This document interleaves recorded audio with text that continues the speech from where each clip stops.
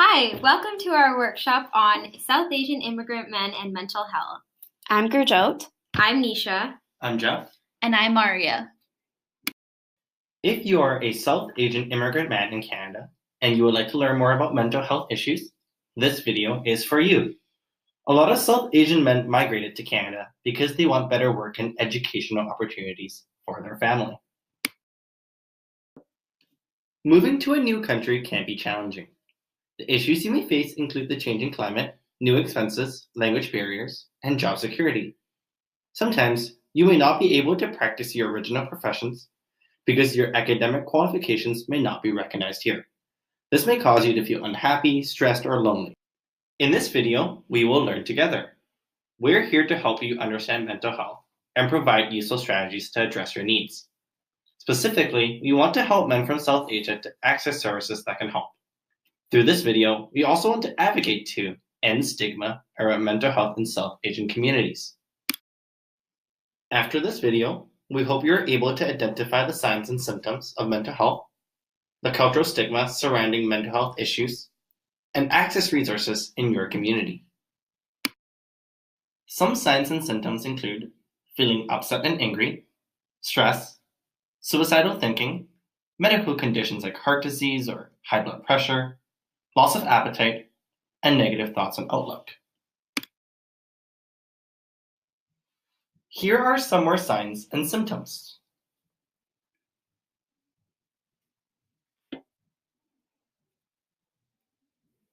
We encourage you not to underestimate the signals your body gives you. Our community seems to believe that because we're brown and male, mental illness just doesn't happen to us. We're identified as the heads of our family or leaders and entrepreneurs in our communities.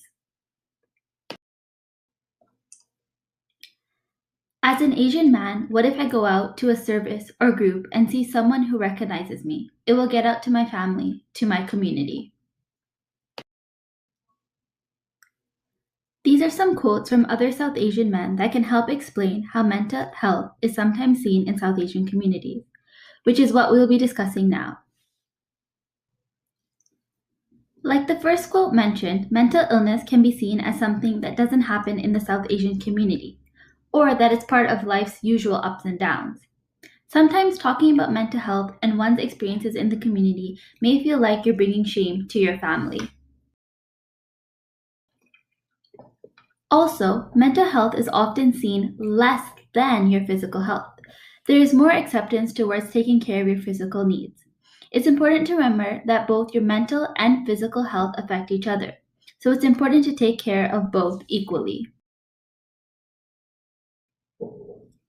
For many South Asians, religion also plays a role in the way mental health is seen. From a religious perspective, mental health symptoms can be seen as a punishment for sins committed in a past life, black magic, or having a spirit or devil enter your body. Religion and spirituality can also play a positive role when it comes to mental health. It can help you cope with everyday stresses and keep you grounded. Religious and spiritual places and communities like gurdwaras, mosques, and temples can help you build friendships and support networks. Religion and spirituality can also help you make sense of what you're experiencing. Another topic related to mental health within South Asian communities is language. Language is sometimes the main factor in why mental health is not talked about. Language can be a barrier for many South Asians when speaking out about mental health because for many symptoms and mental health related issues, there are no translations between English and South Asian languages for the words.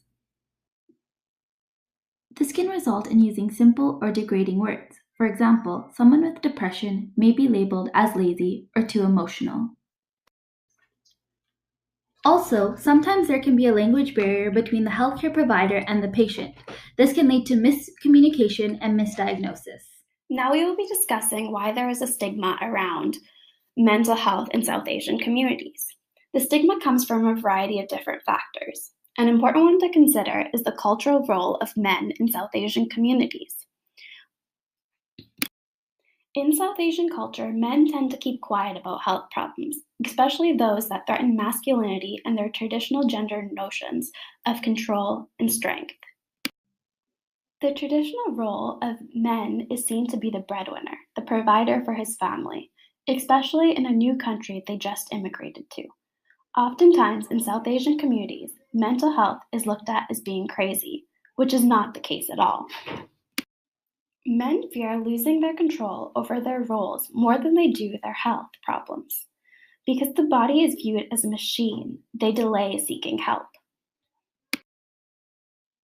Coming to a new country, an individual may experience different barriers that make it harder to fulfill the role of a man. Individuals may experience underemployment or unemployment, aspects of racism, a lack of social support, and often language issues. And mental health may even be impacted even if you find work when you immigrate, but it may not be the job you thought you would be doing.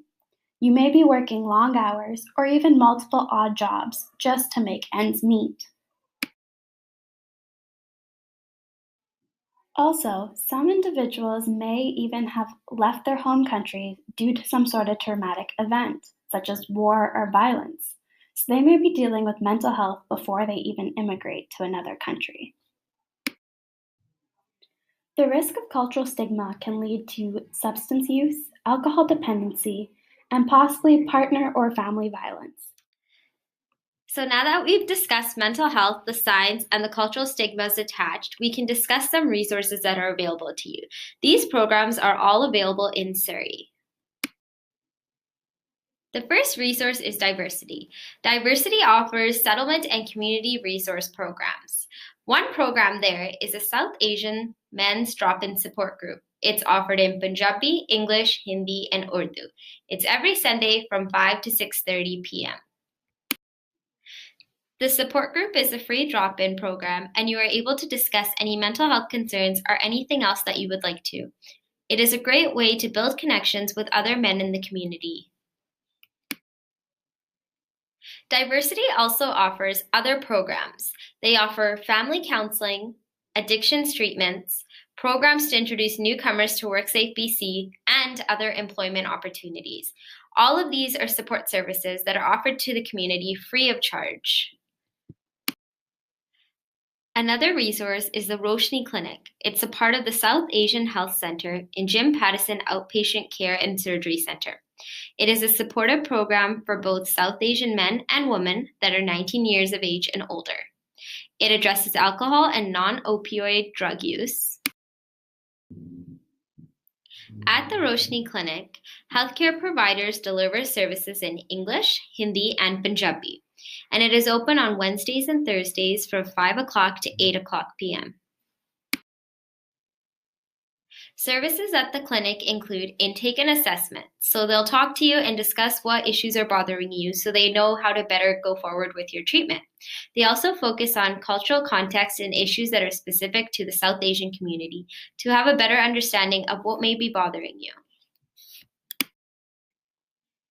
They also provide one-to-one counseling, medical management of withdrawal, and support and education for families. There's also opportunities to have over-the-phone or internet appointments, whatever's convenient, and they can provide referrals to other supportive programs. Also, your community, family, and friends can be great resources. Remember, it is okay to speak about mental health, so don't hesitate to approach supportive people in your life. We hope now you have a better understanding of the harm that can be done when mental health is not prioritized. Help end the stigma around feeling certain symptoms and understand that individuals are not alone when feeling these things. We hope you find the resources provided useful and access support that can promote acceptance of mental health. If you have any further questions or concerns, feel free to connect with us. Thank you. We really encourage you to reach out for supports. Here are some resources and contact information. And here are the phone numbers for Diversity and Roshni Clinic, which are the resources Nisha provided earlier. Or if you have any further questions, please feel free to contact Gurjo, myself, Nisha, or Jeff. Our first theory is acculturation theory, and this theory explains how a man may be suffering internal conflict between adapting to the culture of the host country while at the same time trying to maintain his original cultural identity. For our second theory, we're focusing on structural theory and anti-oppressive theory. Racialized working class immigrant men face unique challenges in Canada, mostly because of their race, socioeconomic, and immigration status. These factors interact to contribute to discrimination in labor markets, in wages, and overall working conditions for men from South Asia. Anti-oppressive theory further helps us understand that men from South Asia are a visible minority group that are subject to systemic power and oppression in Canada, which is predominantly a white society. Issues such as underemployment and racism oppress and hinder the chances of newcomer men's successful integration into Canadian society. And for our third theory, we chose to look at the person and environment approach. This approach talks about the relationship between an individual's behavior and the changing environments.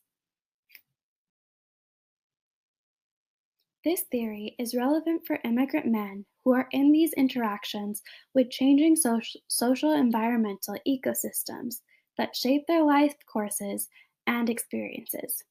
Immigrants' mental health functioning changes in correspondence to this. These theories helped us understand the barriers and challenges that South Asian men face in a new country, like Canada. We know that mental health is a concern that does affect this population. However, because of cultural stigma and lack of support in Canada, it is often not reported. The purpose of this presentation is to educate people on mental health issues and have them understand that it's okay to reach out for support, because taking care of your own mental and physical health is a strength and not a weakness.